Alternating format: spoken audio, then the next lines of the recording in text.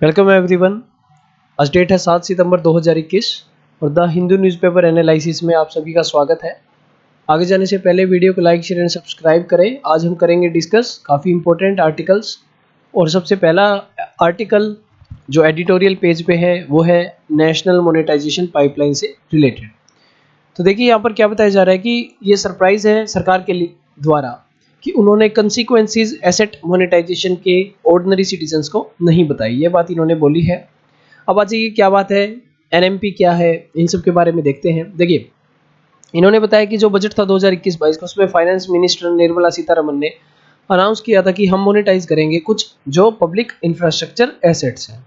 तो उन्होंने कहा कि फाइनेंसिंग ऑप्शन के लिए काफ़ी इंपॉर्टेंट है और इससे हमारा नया इंफ्रास्ट्रक्चर बनेगा। तो इसके लिए उन्होंने एक प्रोजेक्ट जारी किया जिसका नाम है एनएमपी।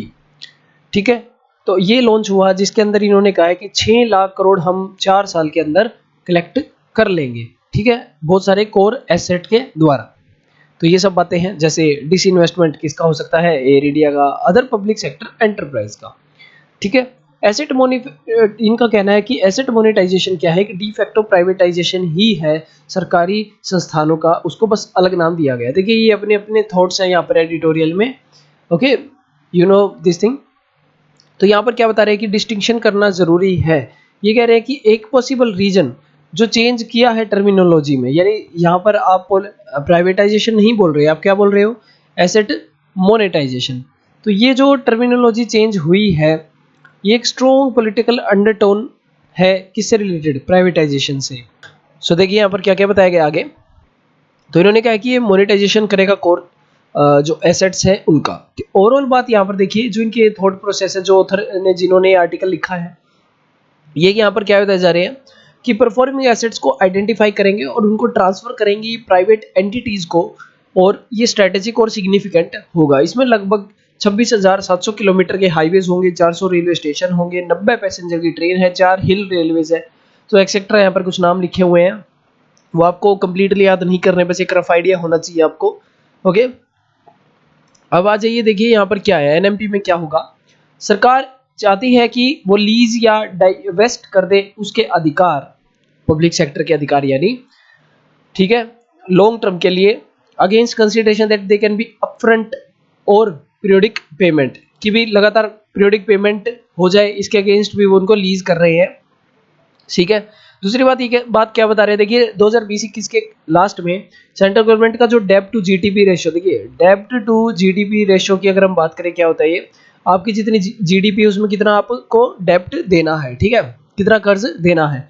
तो वो लगभग 60% पहुंच गया था, जो इंक्रीज हुआ 48 से, लगभग 48.6% से इंक्रीज हो गया, 60 के आसपास वो पहुंच गया था, और करंटली एक्सपेक्ट किया जा रहा है कि ये 62 के आसपास रहेगा।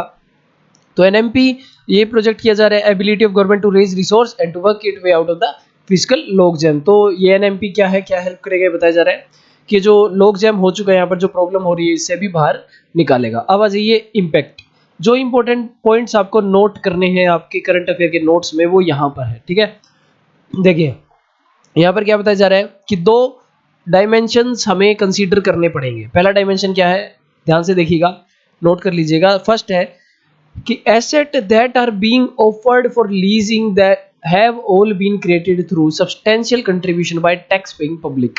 ये कह रहा है कि पहली चीज ध्यान रखनी होगी, जितना जो भी आप डाइवेस्ट कर रहे हो वो टैक्स पेइंग पब्लिक के ही द्वारा रुपए दिए गए उससे ये बना है, जिनका स्टेक है उसमें और मैनेजमेंट भी है। दूसरी चीज, ये एसेट अनटिल नाउ, आज तक सरकार के द्वारा मैनेज हो रहे थे और उनकी एजेंसीज के द्वारा, यानी पब्लिक इंटरेस्ट के लिए वो काम कर रहे थे, प्रॉफिट के लिए नहीं। तो माइट भी अगर आप प्राइवेट को यहाँ पर लीज आउट करते हैं तो वो प्रॉफिट मेकिंग की तरफ ज़्यादा ध्यान रखेगा, तो ये भी एक प्रॉब्लम आपको ध्यान रखनी है। तो ये 2 पॉइंट्स आप अच्छे से नोट कर लें कि इसके क्या नुकसान हो सकते हैं, ये आपके एग्जाम में काम आएगा।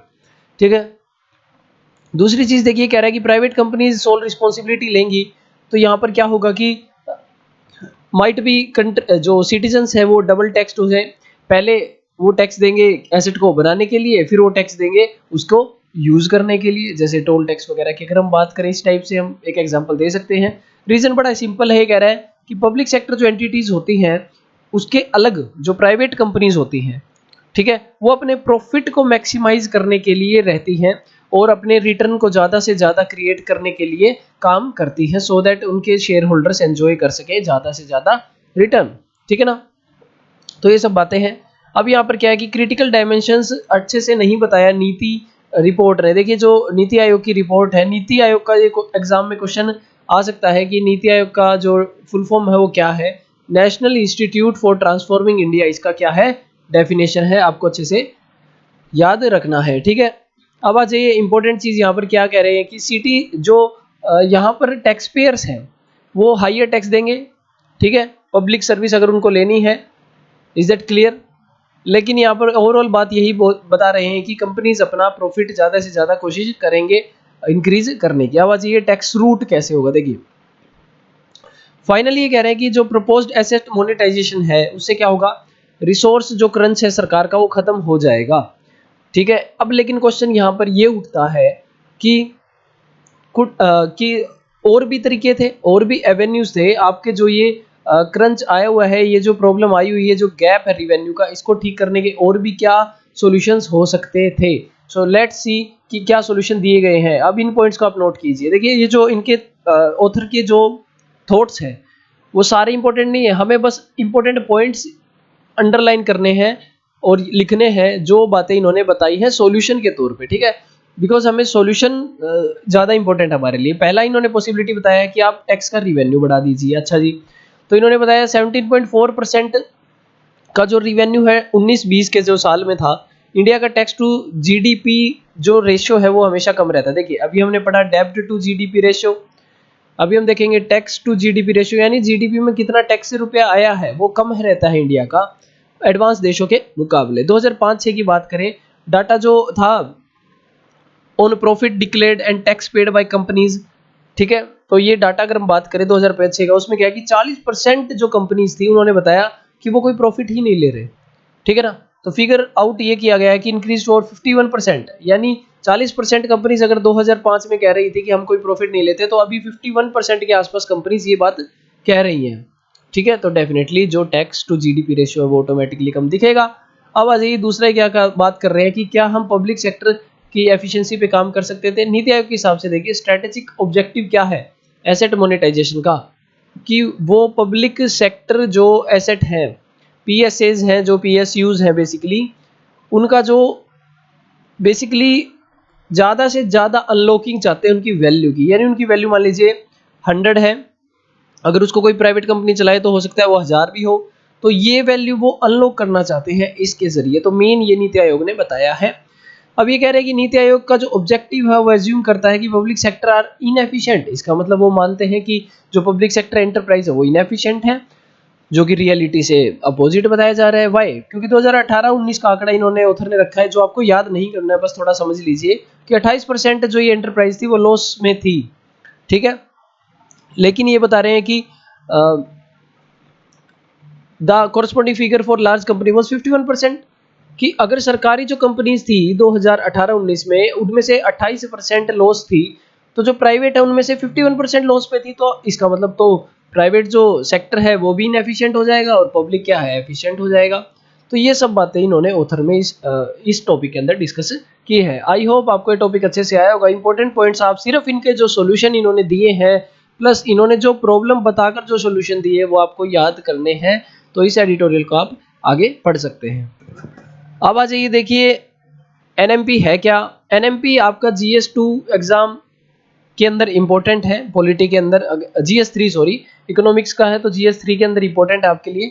सो नीति आयोग ने रिकमेंड दिया है कि मोनेटाइजेशन का कुछ गोल रहेगा, इसमें वही है कि इनकम टैक्स ब्रेक्स जो रिटेल इन्वेस्टर्स को मिलेगा, इंफ्रास्ट्रक्चर इन्वेस्टमेंट ट्रस्ट के थ्रू हम इन्वेस्टमेंट करेंगे इस एनएमपी प्रोजेक्ट के अंदर। और आ जाइए देखिए जो इनविट्स होती हैं ये किसके एम्बिट में आ जाएगी, आईबीसी का जो कोड है 2016, यानी इंसॉल्वेंसी एंड बैंक्रप्सी कोड के अंदर ये आ जाएंगे। तो ये सब बातें आप यहाँ से नोट डाउन कर सकते हैं। चलिए आगे चलते हैं। देखिए अगला जो एडिटोरियल है वो है कि तालिबान लेड अफगानिस्तान होगा और चाइनीज का कॉन्ड्रम हमें देखने को मिलेगा। जैसा कि यूएस से निकल चुका है अफगानिस्तान से कम्प्लीटली, तो यहाँ पर तालिबान ने पंजशीर के एरिया पे भी कंट्रोल कर लिया है, तो ओवरऑल पूरे अफगानिस्तान पे उनका कंट्रोल है। तो यहाँ पर देखिए कुछ बातें इंपॉर्टेंट हो जाएंगी हमारे लिए कि चाइना का जो बेल्ट एंड रोड इनिशिएटिव है वो अब क्या इजी हो सकता है उनके लिए और भी ज़्यादा इम्प्रूव करना, या इंक्रीज करना खुद के लिए। ठीक है, तो यहाँ पर देखिए यहाँ पर ओवरऑल क्या बात बताई जा रही है, अगर आप देखेंगे यूएस ने कितना स्पेंड किया, लगभग 2.26 ट्रिलियन, जिसमें से 1.5 ट्रिलियन तो उन्होंने अपने डिफेंस पे ही खर्च कर दिया। ठीक है, तो ये ओवरऑल बातें हैं शॉर्ट में ऊपर से स्टार्ट करें। तो अगर हम आगे आ जाइए, देखिए यहाँ पर बात आ रही है कि चाइनीज बहुत ही खुश हैं कि यस वो अमेरिका यहाँ से निकल गया। वाई? क्योंकि अब उनका जो belt and road initiative investment है वो इनका इंक्रीज हो सकता है अफगानिस्तान में भी डेफिनेटली। यहाँ पर क्या है कि पाकिस्तान के साथ मिलके वो उसके प्रोजेक्ट्स को वहाँ पर इंक्रीज करेगा। अब आ जाइए BRI जो बेल्ट एंड रोड इनिशिएटिव है उसके लिए लिंक कैसे है। देखिए अफगानिस्तान जो है एक वाइटल है BRI के लिए। BRI मतलब क्या है, यहाँ पर बेल्ट एंड रोड इनिशिएटिव आपको याद रखना है शॉर्ट में। अब आ जाइए, आपको पॉइंट जो नोट करने हैं वो सिर्फ हम अंडरलाइन करेंगे, ठीक है, बाकियों को समझाएंगे। देखिए कह रहे हैं कि अफगानिस्तान को काउंट किए बिना क्या है कि चाइनीज इन्वेस्टमेंट जो चाइना पाकिस्तान कॉरिडोर में हो रही है, डेफिनेटली POK से निकल रहा है ये, ठीक है, वो अधूरा है। वाई? क्योंकि जाना तो उनको वेस्ट की तरफ ही है उस रोड को। ठीक है, अब आज ये देखिए ये क्या है कि नया सिल्क रोड इसका नाम इन्होंने दिया है, डेफिनेटली आप जानते होंगे काफी टाइम से न्यूज में भी है। अब आ जाइए जो इंपॉर्टेंट पॉइंट्स आपको अंडरलाइन करने हैं, ये कह रहे हैं कि चाइनीज सक्सेसफुली इंप्लीमेंट कर चुके हैं अपनी इन्वेस्टमेंट स्ट्रेटजी को। कहां पर? साउथ ईस्ट एशिया और एशिया। पहली चीज ये अंडरलाइन कर लीजिए, the cost of production being lower in south Asia meant Chinese firms could gain by shifting their production outside China. देखिए चाइना के बाहर ही अपनी इन्वेस्टमेंट करेंगे तो ज्यादा इनको प्रॉफिट है। दूसरी चीज क्या है कि इन रीजन्स में ये बड़ी मार्केट अपनी इंक्रीज कर सकते हैं, सो दैट चाइनीज कंपनी यहाँ पर आ सकती है। तो एक ये कॉमर्शियल हब चाइना के लिए बन सकता है। तो ये दो इंपॉर्टेंट पॉइंट्स आपको अंडरलाइन रखने हैं। अगला पॉइंट जो आपको याद रखना है वो है चाइनीज फर्म्स अब प्रोटेक्शनिस्ट मेजर्स अपना एक्सपोर्ट करने के लिए हटा सकते हैं। ठीक है, फोर्थ, अगर अफ्रीका और एशिया में इन्वेस्ट करें तो उनको क्या है कि एनर्जी की जो रिक्वायरमेंट है वो पूरी हो जाएगी चाइना की, और उनको चीप ऑयल और पावर उनको इजीली मिल जाएगा क्योंकि ये गरीब देश है, और वही जो अंग्रेजों वाली पॉलिसी पहले यूज होती थी वही यहाँ पर यूज हो जाएगी। ठीक है, जैसा कि चाइना ने वियतनाम में भी ऐसे ही इन्वेस्ट किया है। ठीक है, तो सेम अफगानिस्तान और पाकिस्तान में भी ये चीजें लागू हो सकती है। अब आ जाइए यहाँ पर क्या है कि गवर्नमेंट ऑफ चाइना क्या कह रही है कि जो BRI का जो प्रोजेक्ट है उसमें लगभग 4.4 बिलियन पीपल को इम्पैक्ट होगा, और ट्रेड रहेगा 2.5 ट्रिलियन का एक डिकेड के अंदर, यानी 10 साल के अंदर। ठीक है, आपको याद रखना है। लेकिन यहाँ पर इंपॉर्टेंट चीज क्या है, एक फ्लिप साइड भी है इसकी। क्या? अफगानिस्तान और पाकिस्तान कंपेरेबल नहीं है आसियान के अंदर। जो अगर हम बात करें आसियान के ग्रुप के बारे में अभी हम देखेंगे।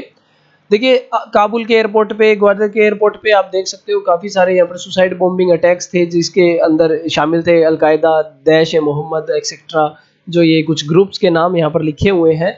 मिलिटेंट ग्रुप्स यहाँ पर यूगर मुस्लिम्स का जो प्रोविंस है चाइना के अंदर, जिनजियांग जो प्रोविंस है वहाँ पर भी अटैक्स देखने को मिलते हैं। ठीक है, पाकिस्तान थोड़ा सा बेटर है अफगानिस्तान से डेफिनेटली, वहां पर भी चाइना को प्रॉब्लम फेस करनी पड़ती है। कैसे?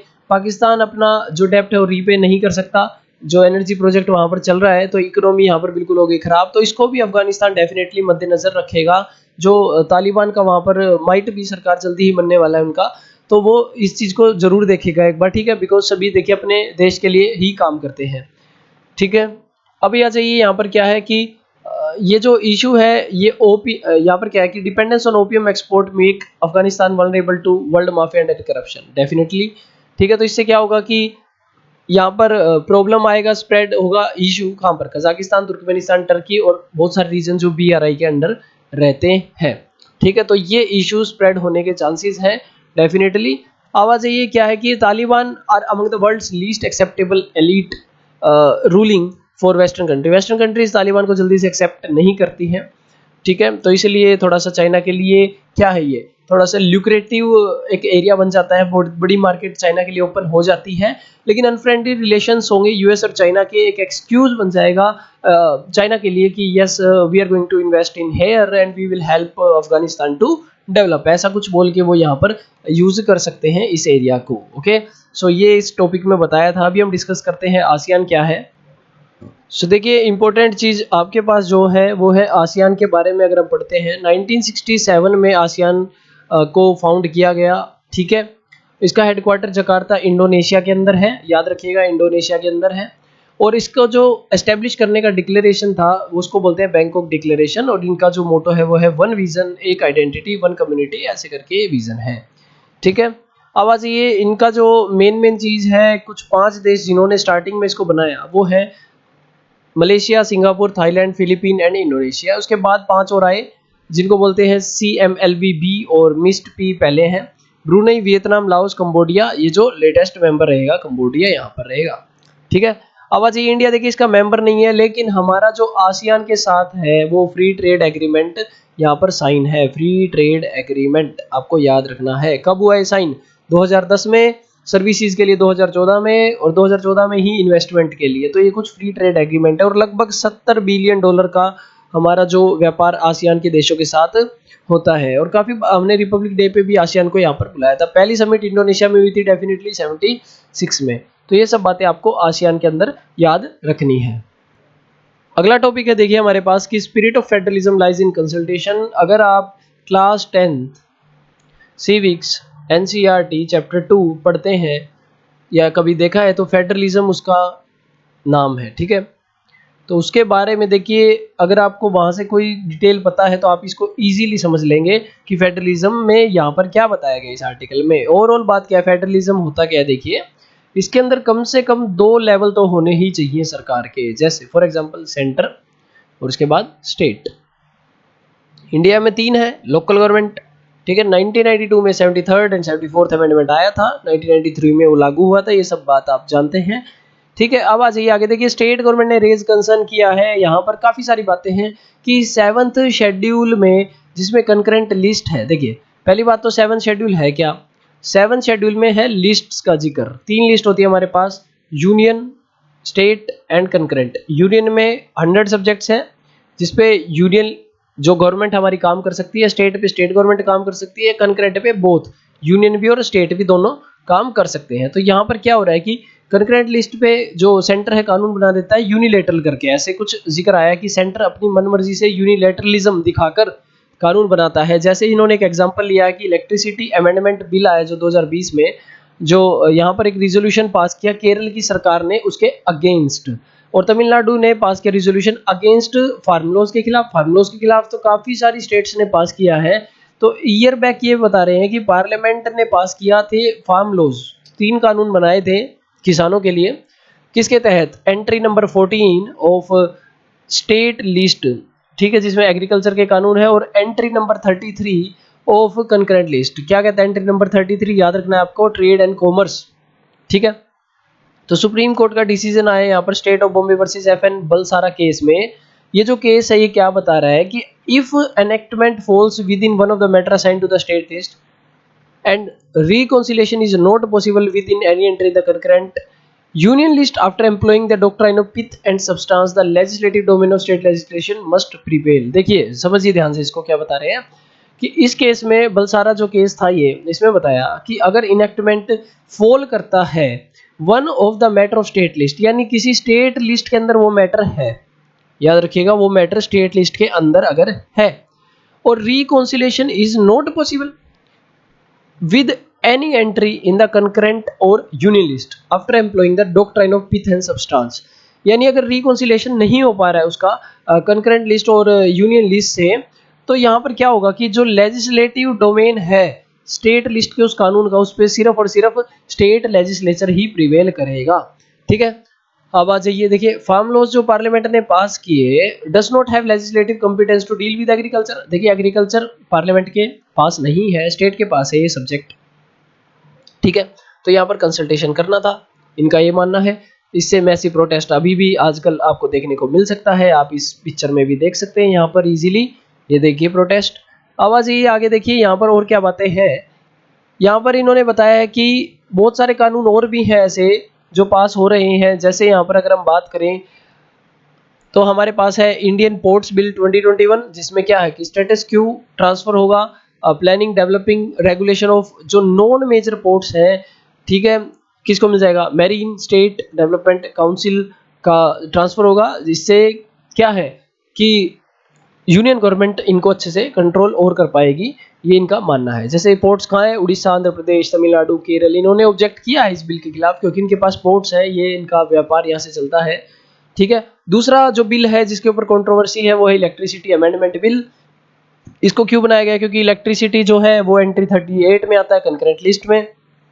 तो यहाँ पर क्या बता रहे हैं कि पावर मिलेगी अभी सेक्टर को कंट्रोल करने की जो स्टेट इलेक्ट्रिसिटी रेगुलेटरी कमीशन के पास थी, ostensibly meant by individuals appointed by state government, और स्टेट गवर्नमेंट ही पहले इनको अपॉइंट करती थी। ठीक है, तो ये बातें याद रखनी है आपको, इसके खिलाफ भी है। तो यहाँ पर इन सब के बारे में वन बाय वन बाद में डिस्कस करेंगे। अब हम आ जाते हैं एक कमीशन के ऊपर। ठीक है, अब उसकी कमीशन की रिपोर्ट काफी इंपॉर्टेंट होती है एग्जाम पॉइंट ऑफ व्यू से, उसका नाम है सरकारिया कमीशन रिपोर्ट। ठीक है, देखिए इन्होंने रिकमेंड किया था कि there should be coordinated policy, कि हमेशा ना कोऑर्डिनेशन होना चाहिए किसके बीच में, अगर कंकरेंट लिस्ट पे आप, या कंकरेंट स्टेट और यूनियन का दोनों का होना चाहिए अगर आप कंकरेंट लिस्ट पे काम कर रहे हैं। ठीक है, तो ये सब बातें हैं। एक कमीशन होता है जिसका काम है रिव्यू करना कॉन्स्टिट्यूशन को, जो काम है। ठीक है, या फिर इसको हम बोल सकते हैं वेंकटचलिया कमीशन। उन्होंने रिकमेंड किया था कि इंडिविजुअल और कलेक्टिव कंसल्टेशन स्टेट्स का रहेगा, इंटर स्टेट काउंसिल एस्टेब्लिश की जाए 263। तो वेंकटचलिया ये कमीशन आ जाए तो याद रखिएगा आर्टिकल 263 की जिक्र है यहाँ पर इंटर स्टेट काउंसिल के तहत। आगे सुप्रीम कोर्ट ने SR बोमई केस जो है उसमें भी बताया था कि states are not mere appendages of the union, ये यूनियन के अंडर सिर्फ काम नहीं करते वो, उनका भी यहाँ पर रोल है। तो ये बड़ा ही इंपॉर्टेंट ये आर्टिकल है जिसके अंदर काफी सारे पॉइंट्स आप याद कर सकते हैं। सो देखिए एडिटोरियल हमारे कंप्लीट होते हैं। अब हम आते हैं मेजर मेजर न्यूज पे आज की। देखिए यहाँ पर एक न्यूज है कि Bombay high court acquits man in POCSO case, the child is a playable witness. ये बता रहे हैं कि चाइल्ड खुद ही एक विटनेस हो सकता है। यहाँ पर ये सब बातें हैं। देखिए सेशन कोर्ट कौन सा होता है याद रखिएगा, आपको पता होना चाहिए। सेशन कोर्ट होता है जो क्रिमिनल केसेस को संभालता है। ठीक है, क्रिमिनल केसेस के लिए होता है सेशन कोर्ट, आपको याद रखना है। तो इन्होंने कौन कौन सी धाराओं के खिलाफ यहाँ पर केस किया है आपको याद रखना है। सेक्शन 376 होता है पनिशमेंट फॉर रेप, 354 होता है फिजिकल कॉन्टैक्ट और अनवेलकम एनी एडवांस, और आईपीसी की धारा यहाँ पर 4 कहती है ये कानून। ठीक है, और 8 भी ये आप याद कर सकते हैं। ठीक है, इनको आप लिख सकते हैं, काफी बार न्यूज में आएंगे। अब आज ये पोक्सो एक्ट है क्या, देखिए पोक्सो का फुल फॉर्म है यहाँ पर protection for child from sexual offence act, ये कानून है और इसको 2012 में शुरू किया गया। याद रखिएगा 2012 में इसको शुरू किया गया, एक एक्ट के तहत ही कानून है। देखिए स्टैच्यूरी है। ठीक है ना, तो यहाँ पर क्या क्या बात बताई जा रही है, इसको अमेंडमेंट कब किया गया, सबसे इंपॉर्टेंट चीज क्या है इसका अमेंडमेंट, क्योंकि लेटेस्ट में तो यही आएगा। इसका अमेंडमेंट किया गया 2019 के अंदर, और यहाँ पर एक प्रोविजन बनाया गया कि पनिशमेंट को एनहेंस किया जाए, थोड़ा सा और पनिशमेंट एनहेंस की जाए, सो दैट कोई हिम्मत ना करे इस चीज की। फीचर्स क्या है देखिए, ये जेंडर न्यूट्रल एक एक्ट है। इसमें क्या है कि इंश्योर हो एक healthy physical emotional intellectual social development बच्चे की। ठीक है, और यहाँ पर क्या एनी पर्सन 18 साल से कम का जो उम्र है जिसकी 18 से कम, उसके बेस्ट इंटरेस्ट और वेलबींग के लिए हम काम करेंगे। और यहाँ पर काफ़ी सारी चीज़ें हैं, आप इसको डायरेक्टली यहाँ से पढ़ सकते हैं आप। ठीक है, अब आ जाइए देखिए अगली जो इंपॉर्टेंट न्यूज़ आपके पास रहेगी वो है कि यहाँ पर Modi to attend BRICS and SCO Quad meet in September. देखो भाई जो ये सितंबर का महीना अब है ये बड़ा इंपॉर्टेंट है, अगस्त का महीना भी इंपॉर्टेंट था। वाई, क्योंकि यूनाइटेड नेशन सिक्योरिटी काउंसिल के हम प्रेसिडेंट बने थे, रोटेशन बेसिस पे वहाँ पर होता है, आप सब जानते हैं। तो यहाँ पर इंपॉर्टेंट बात आ जाती है हमारे लिए ब्रिक्स, देखिए, और एससी और क्वाड। देखिए क्वाड के बारे में कल हमने न्यूज़पेपर एनालिसिस में पढ़ा था। एससीओ क्या है, देखिए शंघाई कॉर्पोरेशन ऑर्गेनाइजेशन।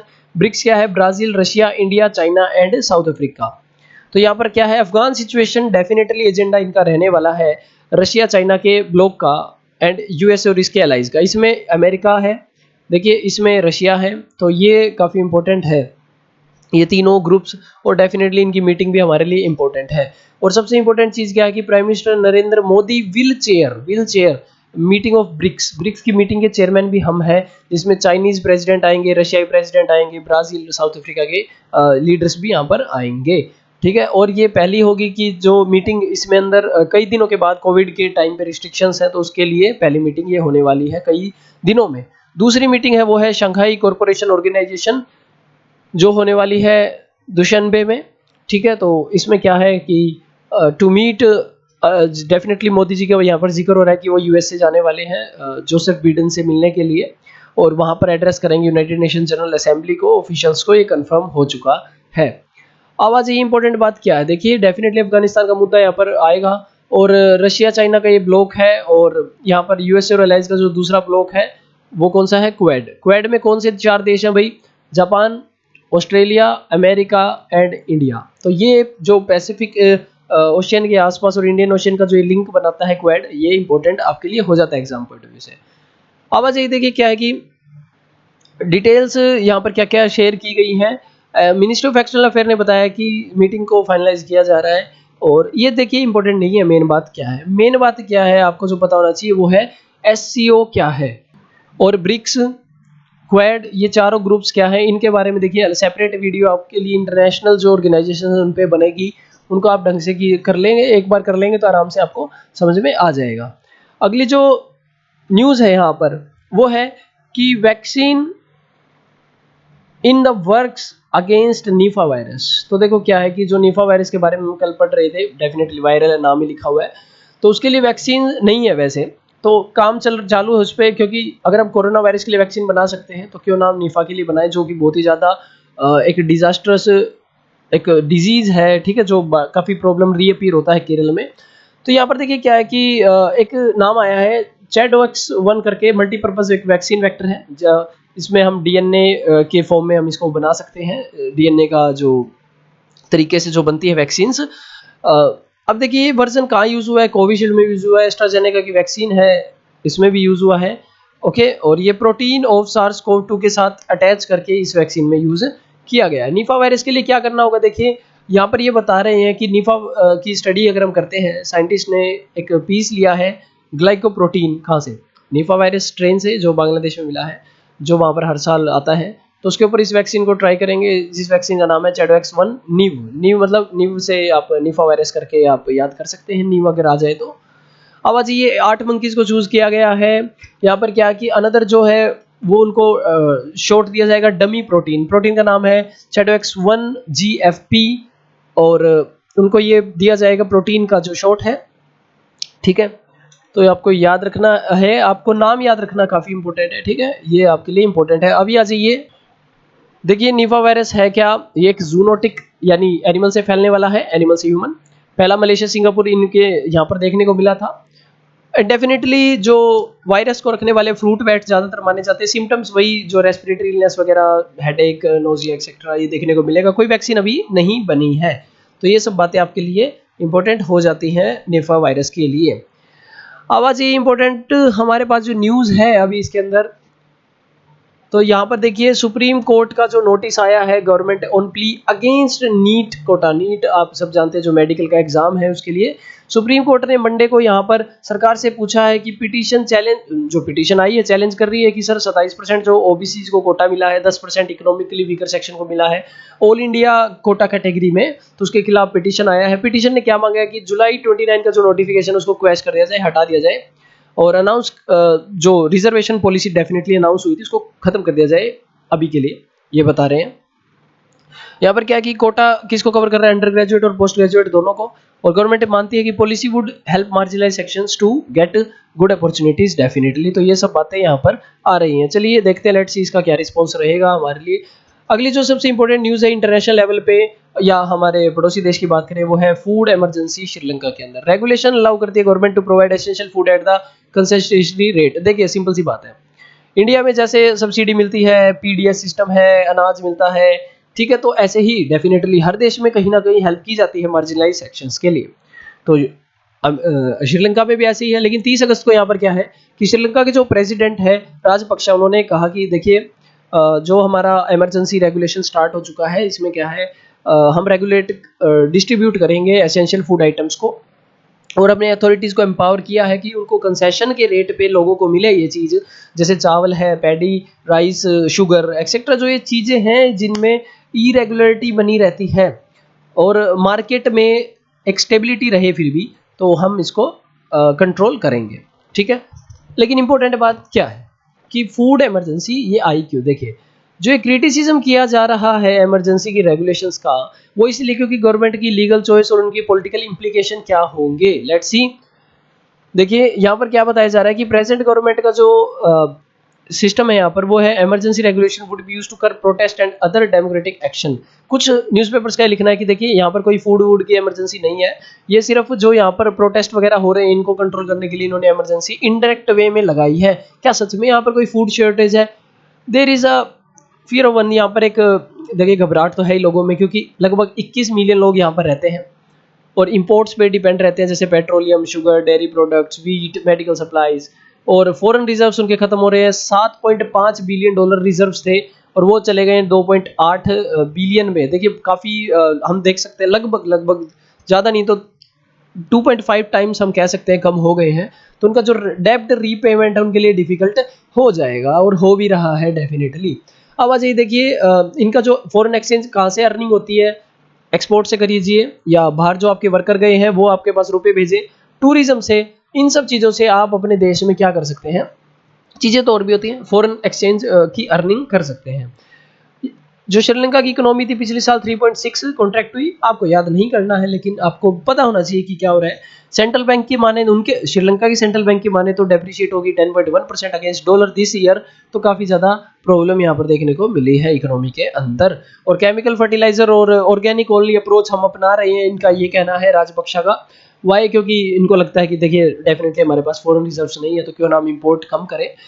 इसके साथ हम कंपेयर कर सकते हैं, देखिए इंडिया की जो स्कीम है आत्मनिर्भर स्कीम, उसको हम देख सकते हैं यहाँ पर कि ऐसा ही कुछ हम भी कर रहे हैं कि इंपोर्ट्स को कम कर रहे हैं और हर एक देश चाहता है कि हमारा इंपोर्ट कम से कम हम और देशों पे निर्भर करें। देखिए गवर्नमेंट ने डिनाई किया है फूड शॉर्टेज का, रिपोर्ट में सामने आया है। इन्होंने कहा है कि एक आर्टिफिशियल शॉर्टेज हम क्रिएट कर रहे हैं और सरकार ने इसके लिए डील कर लिया है, इन सब का ये कहना है। गवर्नमेंट की स्ट्रैटेजी क्या रहेगी कि देखिए डेफिनेटली सस्टेनेबल रहे, लोगों के लिए काम करें, इकोनॉमिक प्रॉब्लम जो हमारे पास आई है उसके लिए हम हेल्प आउट करें और खाना वाना जो लोगों को टाइम पे एक सब्सिडाइज्ड रेट पे मिले। ठीक है, तो ये सब इम्पोर्टेंट हमारे लिए बातें हैं कि फूड इमरजेंसी क्या होती है, ये सब बातें। ठीक है, सो देखिए अगली जो न्यूज़ है वो है Taliban provincial governor was to fight Islamic State and इसी में है कि तालिबान ने क्लेम कर लिया है जो पंजशीर का रेजिस्टेंस फोल्ड बना हुआ था वहाँ पर तालिबान ने कब्जा कर लिया है। तो देखिए ज़्यादा डिटेल में हम जाएंगे नहीं, इसके बारे में हम काफ़ी बार पढ़ चुके हैं, बट इंपॉर्टेंट थी तो इसलिए हमने इसको डिस्कस किया। So yes, this is all for today's the newspaper, the Hindu newspaper analysis. Till then like share and subscribe our channel. So thank you everyone, मिलते हैं हम नेक्स्ट वीडियो में नए टॉपिक के साथ।